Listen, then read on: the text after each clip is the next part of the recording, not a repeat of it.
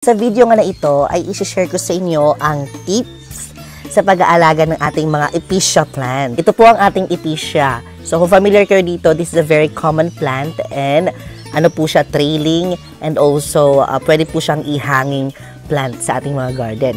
So itong mga epicea plant ay isa po siya sa mga halaman na pwedeng itanim sa puno at saka sa mga batong lugar. For today's video mga ka-jungle ay isi-share ko sa inyo ang tips dito sa pag-aalaga kasi nag-alaga na din po ako last time nito pero nalusaw lang sila kasi bilis sila malusaw. And today, tingnan naman, di po siya healthy but I'm going to share with you how to take care of this plant kasi nga ganyan talagang ang mga epicea, minsan ano sila healthy, minsan hindi kasi sensitive sila when it comes to water. So, ang ating mga epicea plant, when it comes to the appearance of this plant, kung titignan nyo, ayan, meron po silang mala oregano na dahon. Ayan. Tapos, namumulaklak po ito mga ka-jungle ng kulay pula. So, meron pong iba't ibang kulay na mga epicea plant katulad ng pink, yellow, and blue. So, maganda po yung blue. Itong variety na ito ay ano siya, dark green. Kapag hawakan niyo po yung halaman na ito, ay ano po siya, parang magaspang yung kanyang dahon. So, what I really love this epicea is pwede po siyang ihanging sa ating mga garden. Katulad ngayon na nag-trail po siya. Ayan.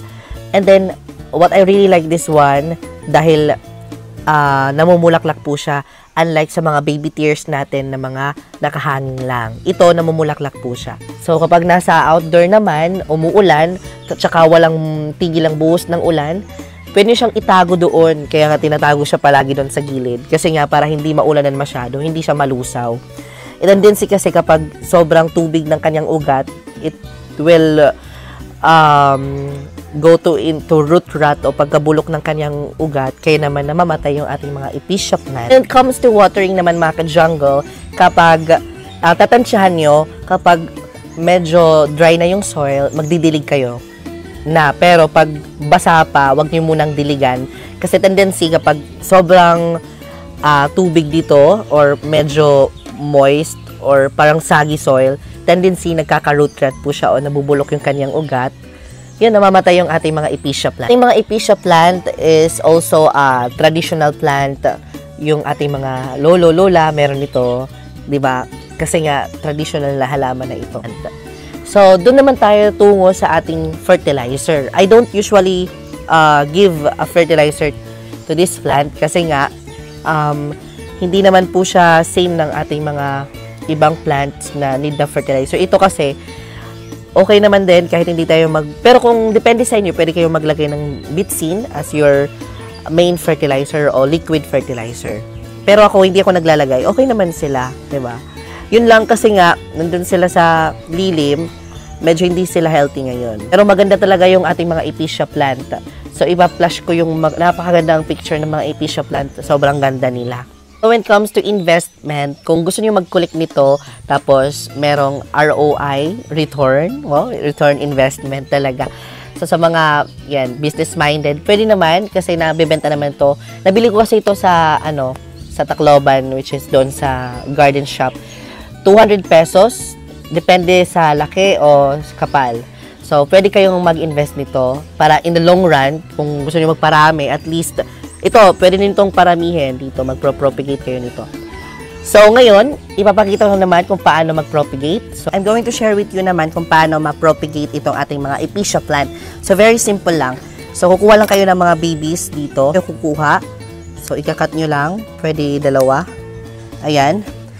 Ito, pwede nyo itanim dito sa panibagong pot. So, I'm using garden soil, pwede dyan. Then,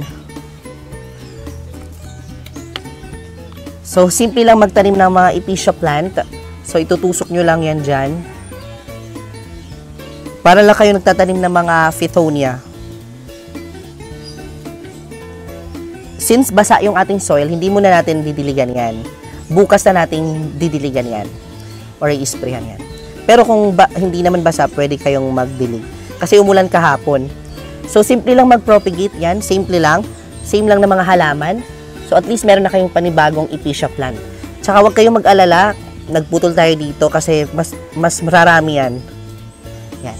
Yan yung ating epicea plant, paano siya alagaan, paano paramihin. I hope may natutunan kayo in today's video how to take care of plants of our epicea plant.